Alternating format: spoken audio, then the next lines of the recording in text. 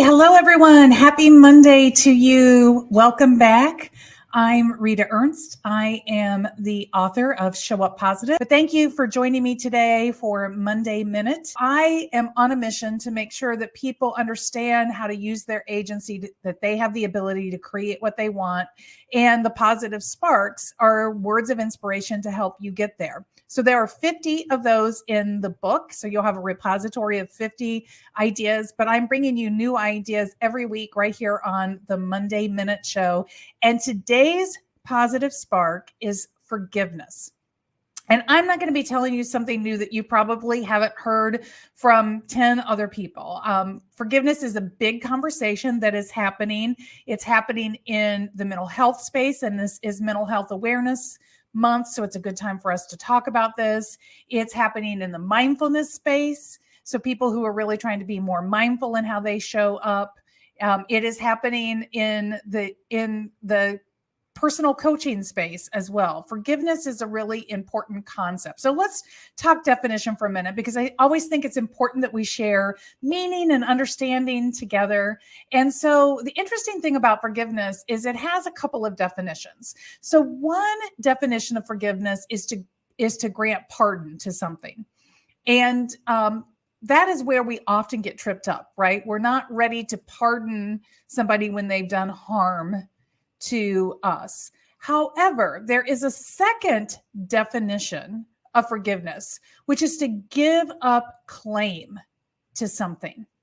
To give up claim to something. I want you to think about that for a minute. And that's the forgiveness we're going to talk about today. So in mindfulness, in mental health, when a therapist speaks about forgiveness with a client, what they're talking about is giving up hope that anything can be different, right? So that we are no longer burdened by the resentment that we hold, that we can let it go. So forgiveness is about ourselves. It's not about pardoning the other person, right? It's about giving up our claim to holding out for something to change and recognizing what is, what's past has passed.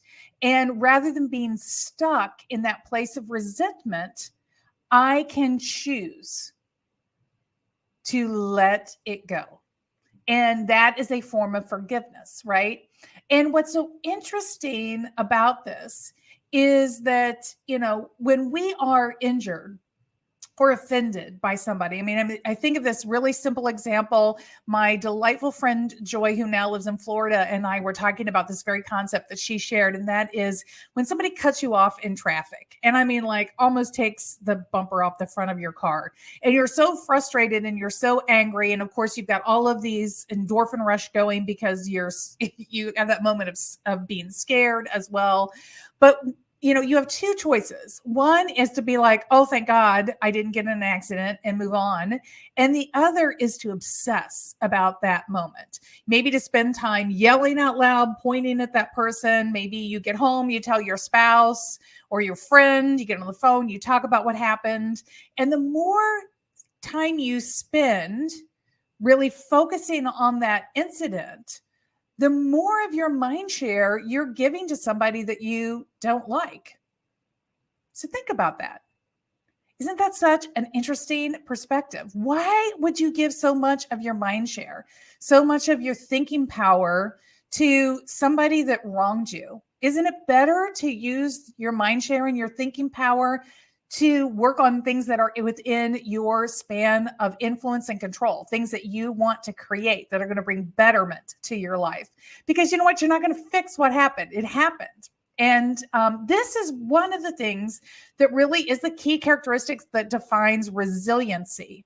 So when we think about all the changes and all the things that go on, the most resilient people are those that are able to take those negative times, that negative space in their life, and emerge from that stronger than ever before. And the reason that they are able to do that is that they do not focus on their circumstances. They do not let their circumstances determine who they are or limit how they can show up.